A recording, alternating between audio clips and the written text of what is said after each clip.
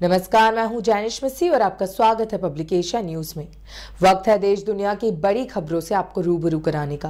पहली खबर से शुरुआत करते हुए बता दें, बंगाल में अमित शाह ने सीएम ममता बनर्जी पर निशाना साधते हुए नागरिकता संशोधन कानून का जिक्र किया। उन्होंने दो टूक लहजे में कहा कि नागरिकता संशोधन कानून को लागू होने से कोई नहीं रोक सकता, क्योंकि देश का कानून है। उन्होंने पश्चिम बंगाल की मुख्यमंत्री ममता बनर्जी पर इस मुद्दे पर लोगों को गुमराह करने का आरोप लगाया है।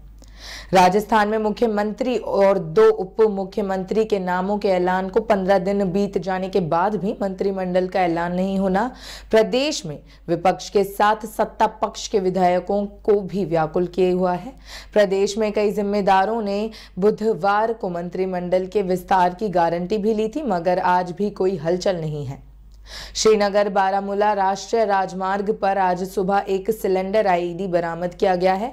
आईईडी मिलने से पूरे क्षेत्र में हड़कंप मच गया। हालांकि बम निरोधक दस्ते ने समय रहते ही उसे निष्क्रिय कर दिया। सुरक्षा बलों ने आईईडी को डिफ्यूज कर एक आतंकी हमले की साजिश पर पानी फेर दिया।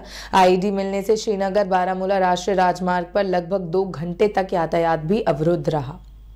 राजधानी दिल्ली के सबसे सुरक्षित क्षेत्र चाणक्यपुरी स्थित इजरायली दूतावास के पीछे कल मंगलवार शाम धमाका हुआ। इस घटना के बाद दिल्ली पुलिस सहित सभी सुरक्षा एजेंसियां हाई अलर्ट पर हैं। मौके से एफएएल की टीम ने जो नमूने उठाए हैं उसकी जांच की जा रही है।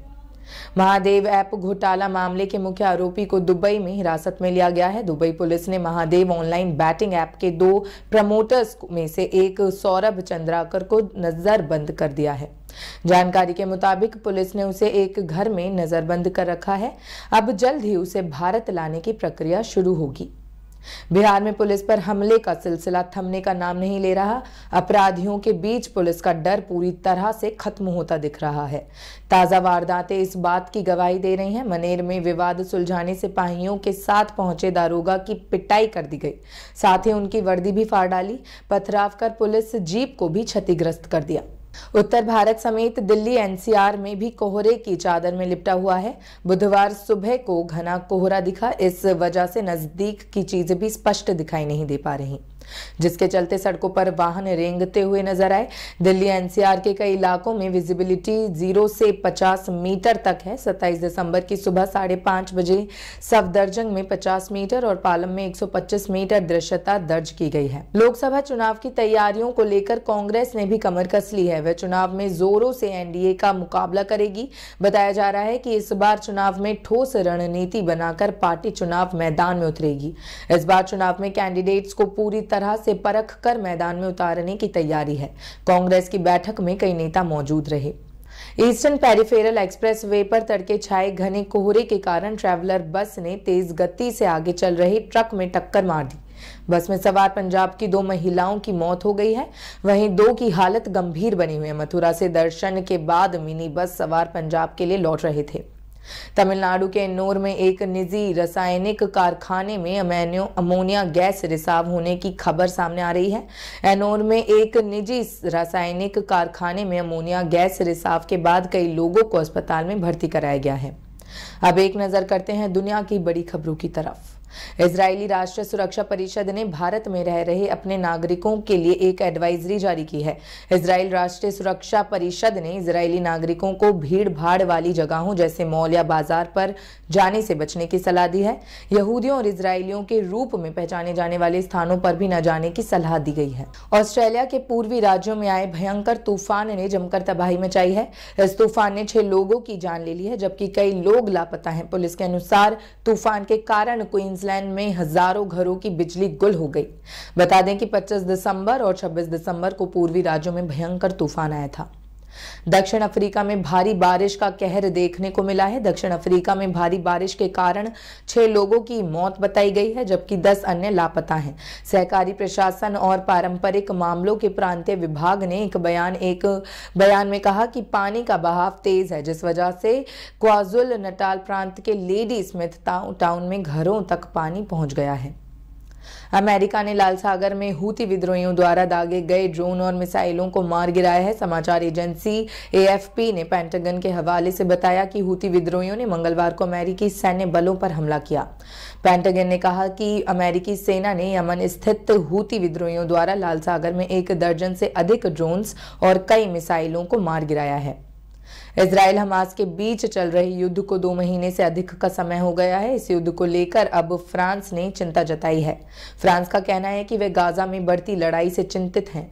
विदेश मंत्रालय ने कहा कि फ्रांस सरकार इजराइल की हाल ही में की गई घोषणा से बेहद चिंतित है।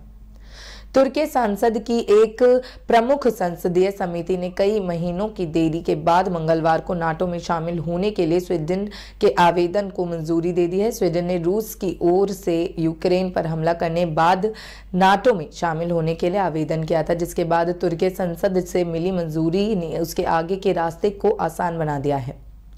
जापान की ओर से चांद को लेकर चलाए जा रहे मिशन में एक बड़ी कामयाबी मिली है। जापान की अंतरिक्ष एजेंसी JXA की ओर से विकसित किया गया चंद्रमा लैंडर मून स्पाइनर ने क्रिसमस के दिन चंद्रमा की कक्षा में सफलतापूर्वक प्रवेश किया। यह एक मील का पत्थर है जो पहली बार चंद्रमा की सतह पर एक रोबोटिक एक्सप्लोरर को उतारने के लक्ष्य के करीब लाता है। अपने वर्तमान पथ के हिसाब से लगभग 6 घंटे 40 मिनट में यह चंद्रमा का एक चक्कर पूरा कर रहा है। अफगानिस्तान पर कब्जा करने वाले तालिबानी आतंकी क्या अब छोटे परमाणु बम हासिल करना चाहते हैं?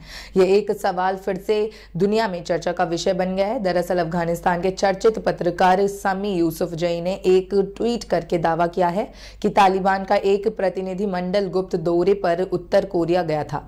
इसमें अफगानिस्तान के विदेश मंत्रालय के अधिकारी और कंधार का पुलिस प्रमुख भी शामिल था। लगभग 10 साल पहले लापता हुआ मलेशिया का विमान MH370 खोजा जा सकता है। यह मलेशिया फ्लाइट 2014 में गायब हुई थी।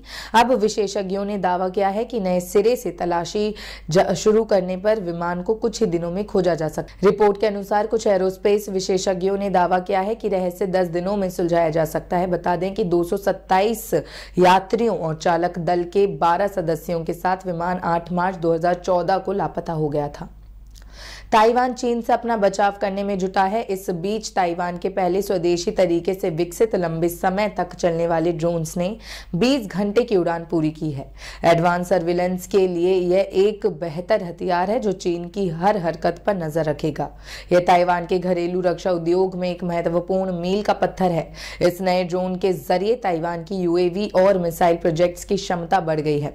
अगस्त 2022 में पूर्व अमेरिकी स्पीकर नैन्सी पेलोसी की यात्रा के बाद से ताइवान चीन की ओर से भारी दबाव का सामना कर रहा है। अब एक नजर करते हैं मनोरंजन और खेल की दुनिया की तरफ।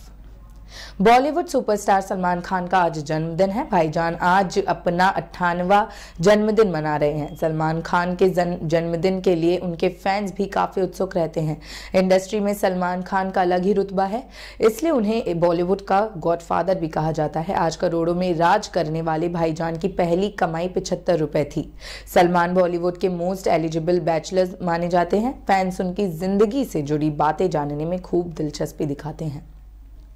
ऑस्कर विनिंग फिल्म पैरासाइट में मुख्य भूमिका अदा करने वाले कोरिया के मशहूर अभिनेता ली सुन क्योन का बुधवार को निधन हो गया। पुलिस को एक महिला ने फोन करके जानकारी दी थी कि उनके पति घर पर एक सुसाइड नोट लिख कर गए हैं। अब आपको बता दें कि ली सुन क्योन के खिलाफ ड्रग्स केस को लेकर छानबीन चल रही थी।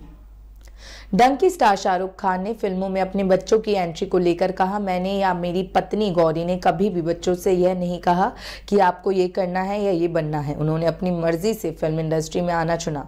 मेरे बेटे आर्यन को डायरेक्शन वाले फील्ड में जाना था और उन्होंने फिल्म डायरेक्शन चुना।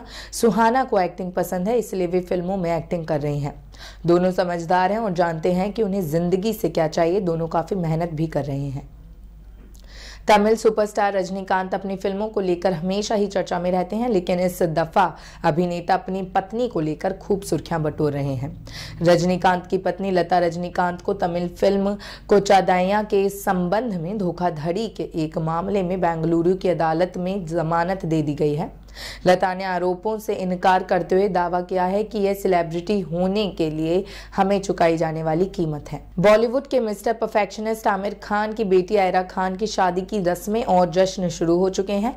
आयरा आमिर की पहली पत्नी रीना दत्ता की बेटी हैं, जो अपने बॉयफ्रेंड नुपुर शिखरे के साथ 3 जनवरी को शादी के बंधन में बंधेंगी। दोनों ने बीते साल परिवार और करीबी दोस्तों की मौजूदगी में सगाई की थी। इसके बाद अब शादी की रस्में शुरू हो चुकी हैं।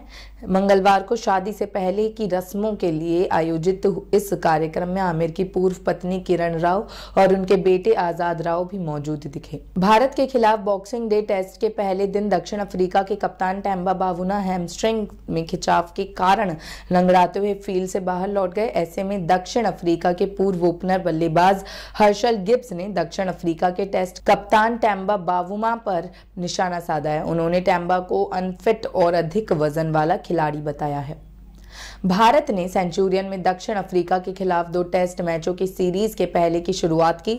भारत की ओर से बल्लेबाजों ने कुछ खास कमाल नहीं किया। विकेटकीपर बल्लेबाज के रूप में टेस्ट में डेब्यू कर रहे केएल राहुल की पारी ने टीम को कुछ मजबूती प्रदान की। पहले दिन के स्टंप्स तक 70 रन का नाबाद पारी खेलकर राहुल ने भारत को संभाला। मेलबर्न में ऑस्ट्रेलिया और पाकिस्तान के बीच दूसरा टेस्ट खेला जा रहा है। ऑस्ट्रेलिया ने टॉस गंवाते हुए पहले बल्लेबाजी करके 318 रन बनाए। दूसरे दिन ऑस्ट्रेलिया की पहली पार समाप्त होते ही पाकिस्तान गेंदबाजों के नाम एक शर्मनाक रिकॉर्ड जुड़ गया है। पाकिस्तानी गेंदबाजों ने ऑस्ट्रेलिया को सबसे ज्यादा एक्स्ट्रा रन्स दिए। लाबुशेन ने 155 गेंदों में 63 रनों की पारी खेली। आईपीएल 2024 के लिए ऑक्शन खत्म हो चुका है। आईपीएल के इस अगले सीजन के लिए सभी 10 टीमों ने अपनी अपनी टीमों के लिए स्क्वाड फुल कर लिया है। हालांकि आईपीएल के अगले ऑक्शन में शायद 10 बड़े मौजूदा क्रिकेटर्स का नाम शामिल नहीं होगा, क्योंकि 10 क्रिकेटर्स आईपीएल 2024 के बाद आईपीएल या हर तरह के क्रिकेट को हमेशा के लिए अलविदा कह सकते हैं, जिसमें से एक नाम महेंद्र सिंह धोनी का भी है।